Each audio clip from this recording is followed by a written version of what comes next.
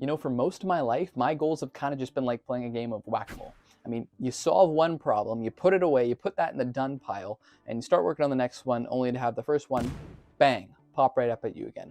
Sure, you could have a great job, but your relationships are suffering because you're not putting enough energy into them and you're not nurturing them enough.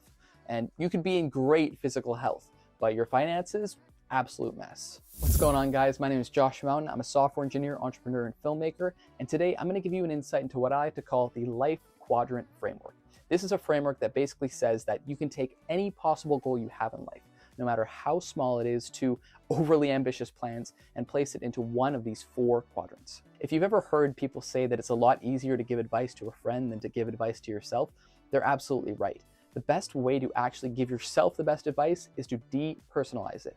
Now, the first of these frameworks right off the bat is health and wellness. Now, this extends just beyond the physical. Many people, when they think of health and wellness, they simply think of, oh, I want to go to the gym more, I want to work out more, I want to be more active, I want to eat better, I want to improve my physical health. But many people fail to actually take into account the mental health aspect of things, making sure that you aren't stressed on a daily basis, making sure that, you're excited to wake up in the morning and take on the day, making sure that, you feel like you've had a long, productive day at night, or you're exploring new things, learning new things, and growing.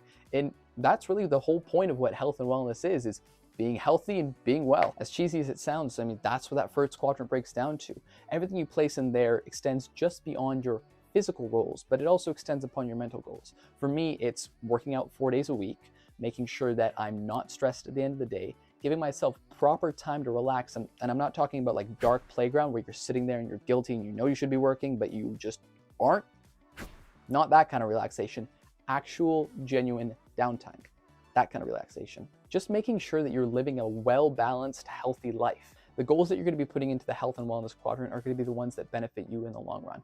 It's going to be the food you eat. It's going to be the exercise you do. It's going to be how you speak about yourself and how you feel at the end of the day. It's going to be not being stressed on a daily basis and making sure that you are actually giving yourself the proper amount of time to relax, to live a healthy and well life. And that brings us to quadrant number 2. When it comes to the career and professional development quadrant, it's really all about just making sure that the skills you have are constantly evolving and you are constantly growing. For many people, the reality of life is that they graduate high school and the skills that they finish with are the same ones that they still have when they're retiring, and that's no way to live. Life should be constantly evolving, getting better, doing new things. I learned back-end development in the back half of 2022, and now I'm learning C#. These were things that I wasn't expecting on learning, but I'm opening up the doors to learn because the opportunities have presented themselves, and I'm willing to do it. Is it difficult? Is it new? Is it something I don't know? Is it unknown territory? Absolutely. It's stuff I've never worked with before, and I have no idea. But every day that I have no idea how to do something, I get a little bit better of an idea on how to do it. That's how it was with coding. That's how it was with professional speaking. That's how it was with filmmaking. All these things. It took time, it took effort, but my skill set has evolved. And really, I've only just begun. If you want an idea for what my quadrant looks like, it pretty much means learning something new every single day. And I don't say that in the generic, like, oh, make sure you learn something new every day so that you're better than you were yesterday. It's like, no. When I say learn something new every day, I mean actually end the day and be like, I learned this today. I did not know that at the start of the day. It's the end of the day. I now know that, because that's tangible. Tangibility is what really drives your goals, and tangibility is really what's going to give you the motivation to keep pushing forward, because if you're tangible about your goals, 365 days later, you can say, wow, this is everything I learned over the course of the year. Actually learn something new every day. Now, this one comes in at number 3 because it's often overlooked. Because when many people think about the goals that they want, it's how much money am I going to make? What am I going to do in my career? What are the places I'm going to go? What are the bucket list things I'm going to do? How many days of the week am I going to work out? But really, people tend to overlook this one because relationships are just an innate part of our lives. Communicating and interacting with people is something that we do on a daily basis. And really not fostering those relationships with the people around you is something that can lead you to be incredibly alone. And that's why for number 3, we have relationships and personal development. Now, when it comes to relationships and personal development, this is a bit of both. I talked about in the previous quadrant about the things that you're going to do in your professional life to upgrade your skill set and, make sure that you're more hireable, make sure you have better skills than you did the previous day. But this one talks about doing the things that you want to do and doing them with the people that you want to do them with. Mark my words, Bubbly, it's going to be a sponsor of this channel someday. All right, so for the last quadrant,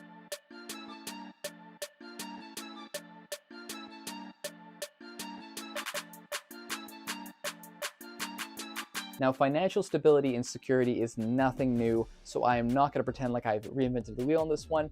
The fact is, the tried and true methods are still the best, and as Occam's razor says, the best solution to a problem is usually the easiest one.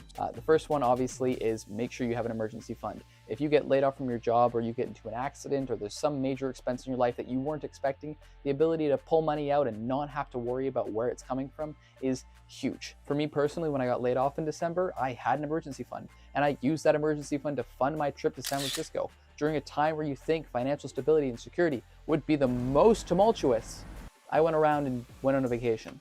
And that was great.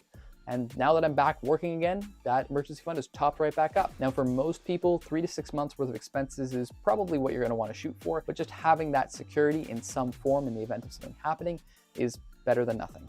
Now, I know that advice kind of falls on deaf ears for most people because the finance bros have kind of hijacked that advice and saying, bro, if you didn't just buy that $7 coffee, you could have invested that. You could have been sitting on $12.3 trillion by the time you're... Like, I get it. It's annoying.